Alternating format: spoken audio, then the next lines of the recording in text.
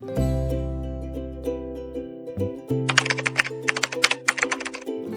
why is Zhuhai called one of China's happiest cities?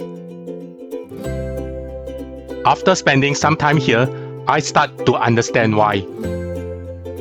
Zhuhai gives me something that many big Chinese cities don't have. Beautiful sea views, greenery, fresh air, a slower pace of life, and a more affordable lifestyle while still being a modern city. I can cross from Macau, which is one of Asia's most expensive tourist destinations, into a city where my Didi ride costs only 18 renminbi and my Portuguese 8 tarts costs only 12 renminbi for two. For me, this is the charm of Zhuhai. While it may not have the crazy energy of Shenzhen or Guangzhou, maybe this is exactly the point. Less rush, more space, more sea, and a more relaxed way of life. Zhuhai is not a city that tries too hard to impress you. Instead, it slowly grows on you. So for the next half a day, let me bring Zhuhai in front of you and through my lens.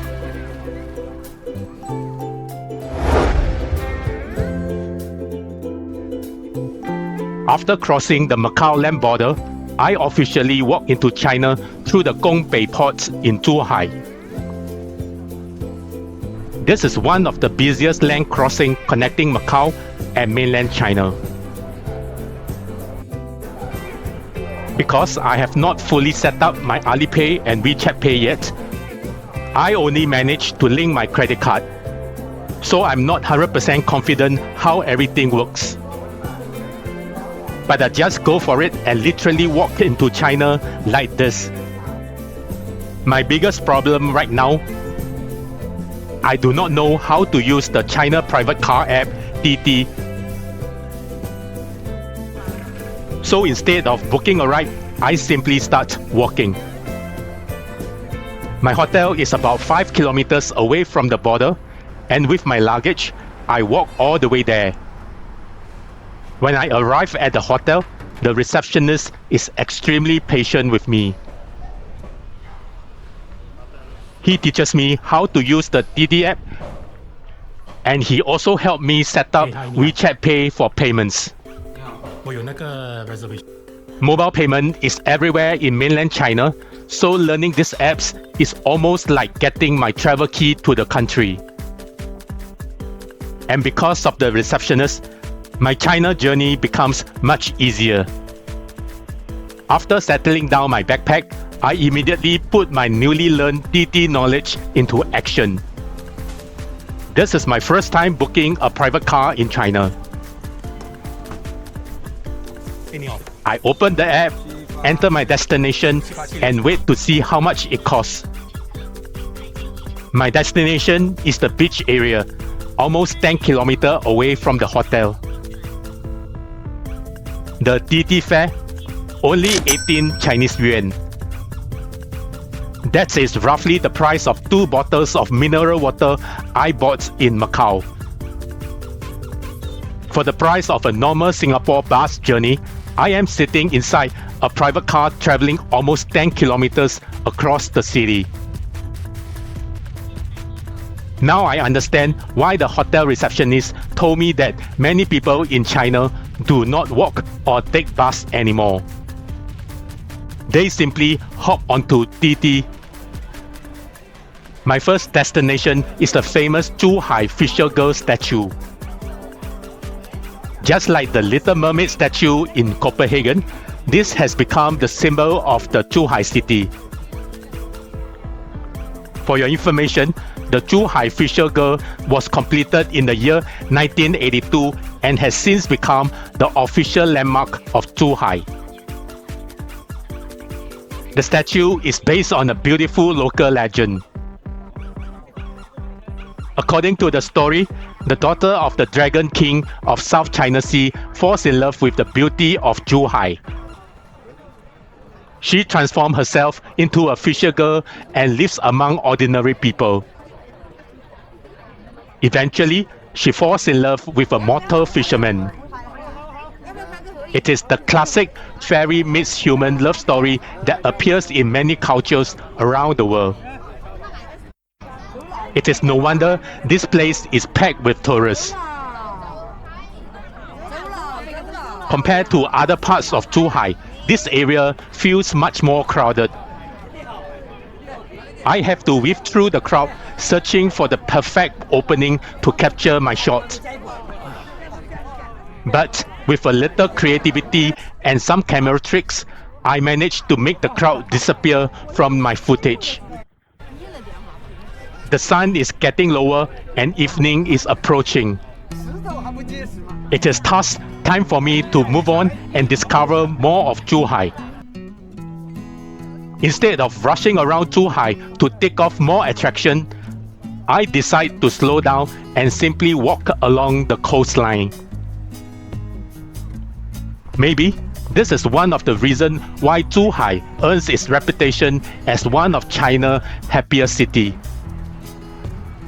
Zhuhai is blessed with around 250 kilometers of coastline and 262 islands, giving it the nickname of a city of hundreds of islands.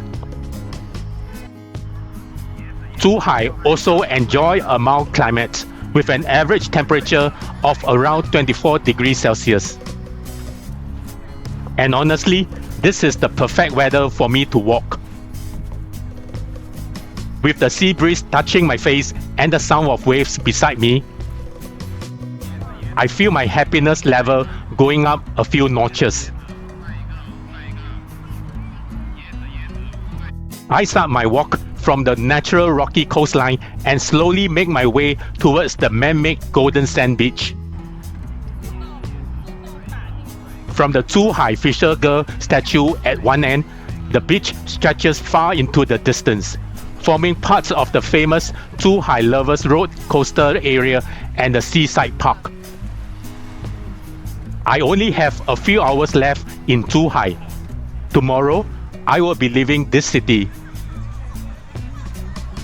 So instead of rushing around and collecting tourist spots like a checklist, I choose to spend my limited time along the seaside. After all, China is a big country, but not every city offers visitors with an accessible coastline walking route. And I think this is what gives Zhuhai its happy vibe. Along this entire stretch, I see shared bicycles everywhere.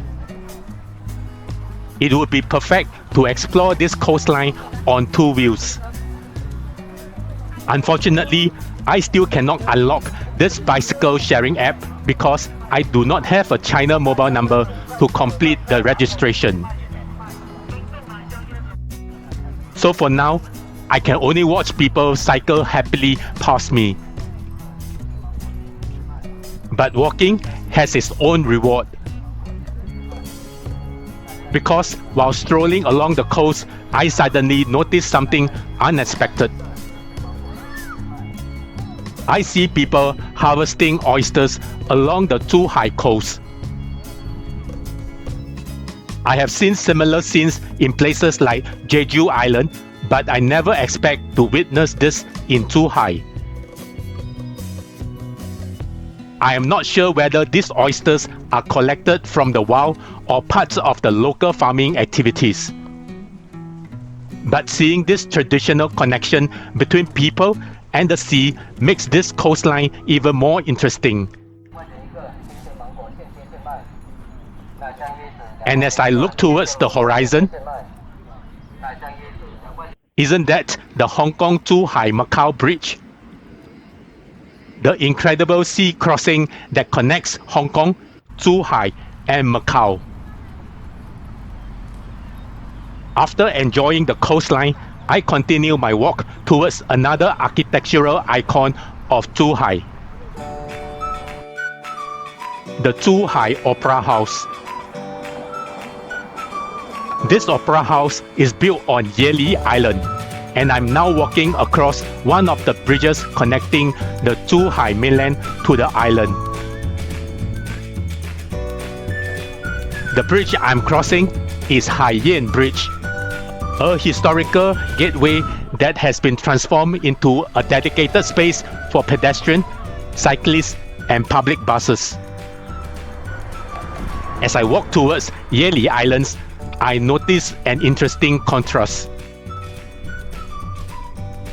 This island is naturally formed, and along the muddy shoreline, I see fishing boats resting by the water.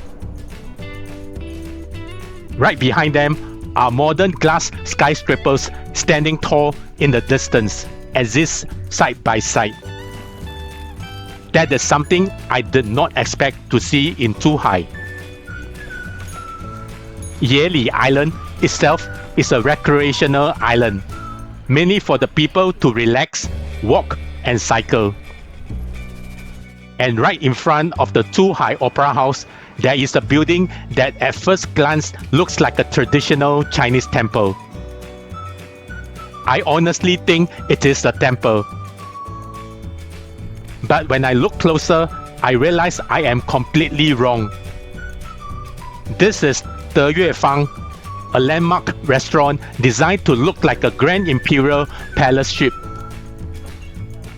The only business that are still surviving here are the small family-run stores nearby. I see a few stores grilling oysters, and this could possibly be connected to the oyster harvesting I saw earlier along the coastline. The sun is going down quickly, so I have to speed up. My mission now is to reach the main attraction before darkness arrives.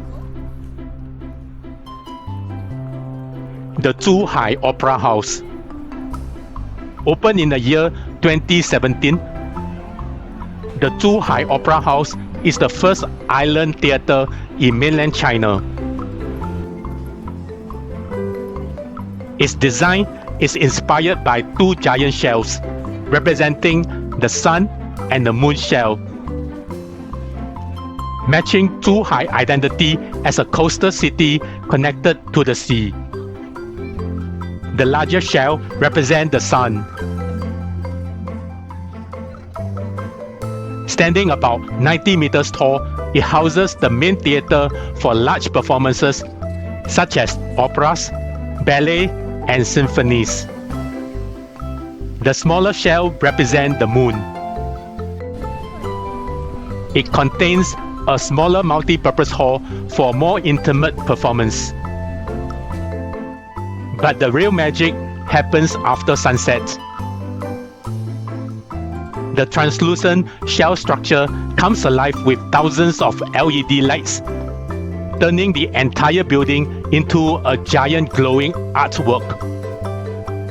The lighting effect reminds me a little bit of the Sphere in Las Vegas. I see people on the Little Red Book sharing tips on how to capture the perfect social media video here. So I try to copy some of their ideas. But filming alone is not as easy as it looks. My result, not exactly the cinematic masterpiece I imagined. But hey, this is part of traveling solo. Standing here at night, I can also see the lights of the Hong Kong-Zhuhai-Macao Bridge shining in the distance. Looking across Macau, and now looking back towards that incredible connection between the three cities. It is moments like this that really shows me what makes Zhuhai so special.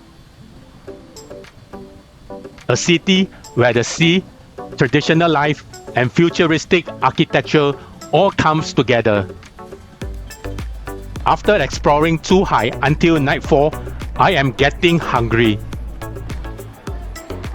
I walk into Lao Xi Guan, a Guangzhou restaurant chain serving traditional Cantonese noodles. I purposely choose a restaurant that is not so busy. Why? because this is my first time ordering food in China using WeChat. The waitress patiently helps me scan the QR code, order my food through the WeChat app, and make payment using WeChat Pay. Everything happens inside one app. I do not even need to leave WeChat. And finally, I successfully ordered my first meal in China by myself. The price? Only 23 renminbi. Wow, a similar bowl of noodle in Hong Kong or Macau would probably cost much more. This is one of the things I start to appreciate about Zhuhai. Not only it has beautiful coastline and a relaxed lifestyle, the daily expenses is also affordable. Maybe this is another small reason why Zhuhai feels like one of China's happiest cities. Good food, modern technology, and a comfortable life. All at a price that feels friendly to travelers like me. While walking around the F&B area near the Zhuhai Opera House, I suddenly see a familiar name from Macau. Paul Kei.